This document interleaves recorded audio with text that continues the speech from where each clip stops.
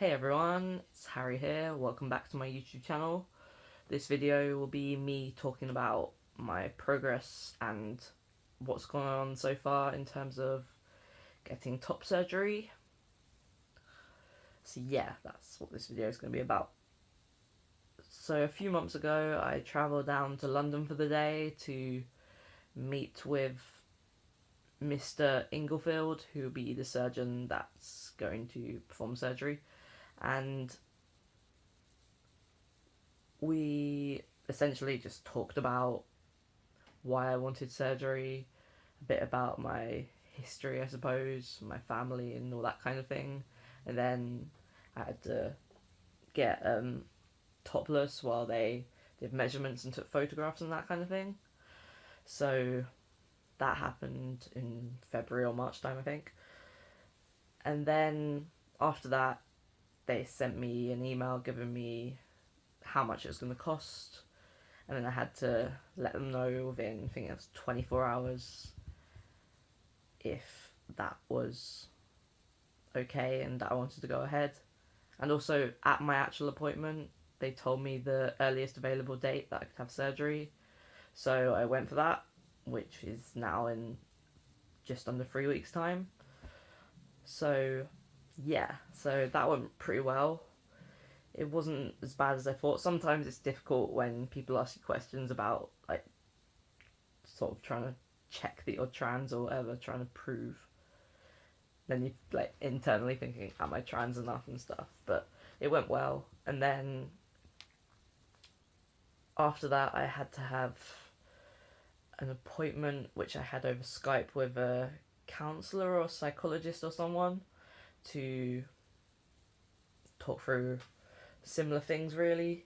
And then after that I went to London again, the weekend just gone, to meet with Dr. Vicky Patersky to talk about essentially just generating my referral letter to Mr Inglefield to give the okay, I keep saying essentially here, to give the okay for me to have surgery.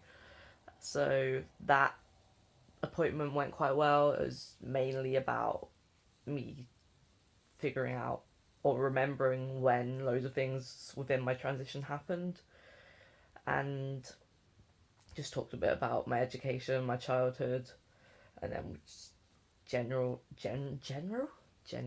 had a conversation about stuff as you do.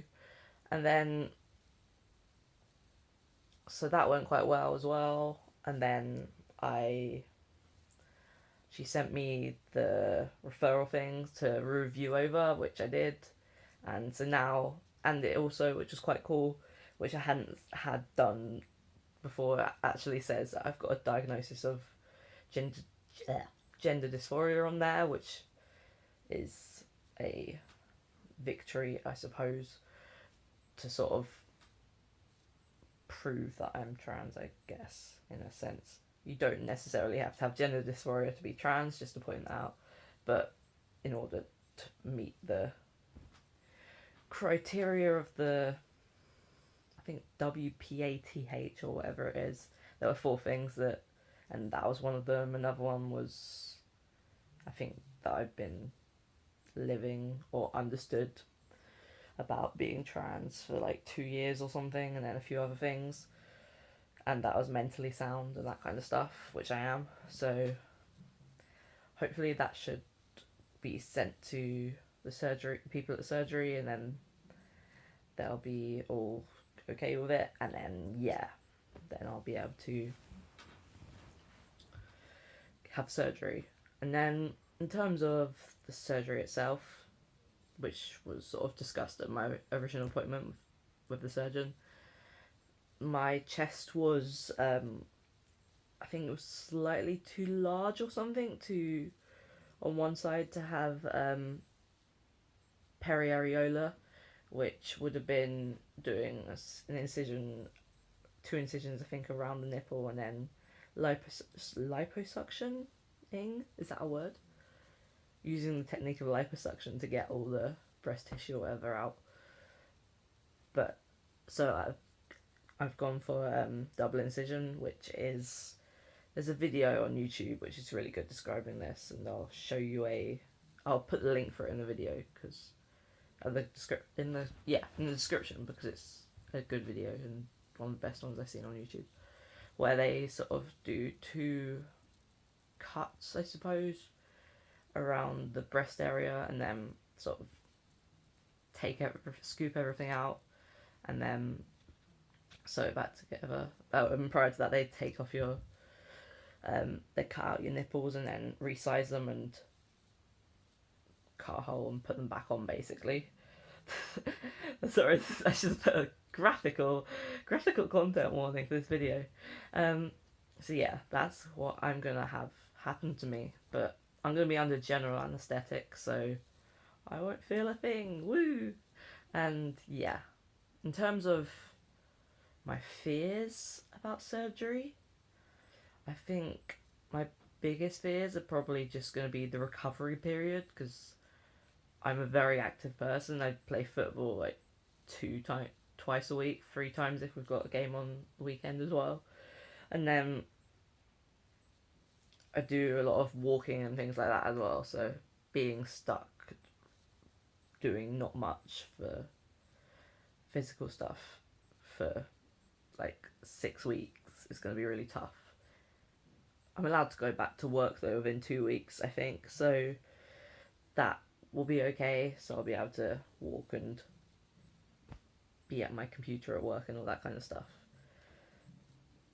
But yeah, luckily as well, I suppose it's good timing that when I've got my surgery, because the football season's almost over, so I'm not missing much football.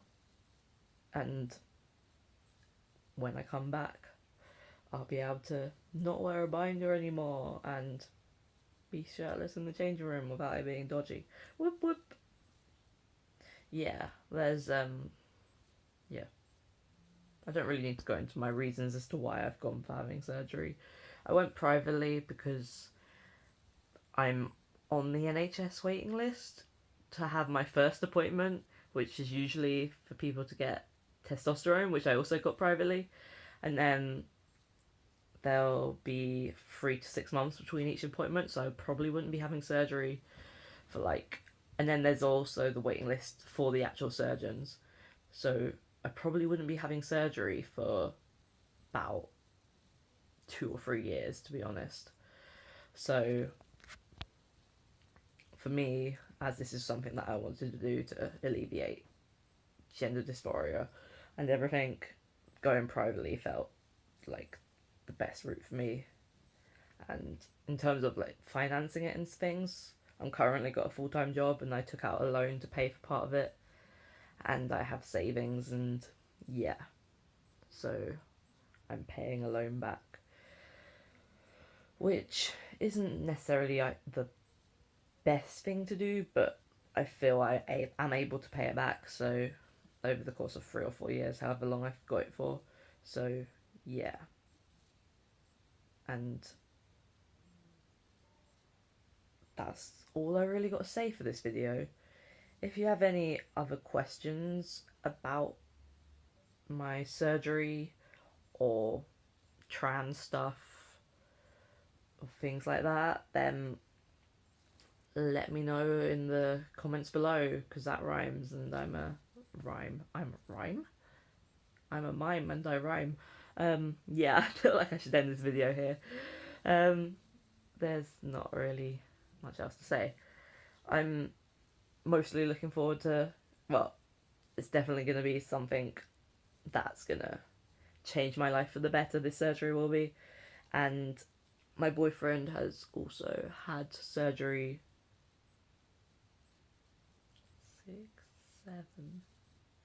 7 weeks ago, I think.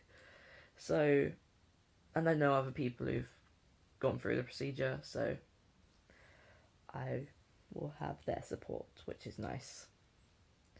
Yeah, thank you for watching. If you enjoyed this video, feel free to hit the thumbs up button, because that does nothing for me, and I don't think it does anything for any other YouTuber, but positivity is a good thing. Take care, everyone. I'm Harry, and thank you for watching.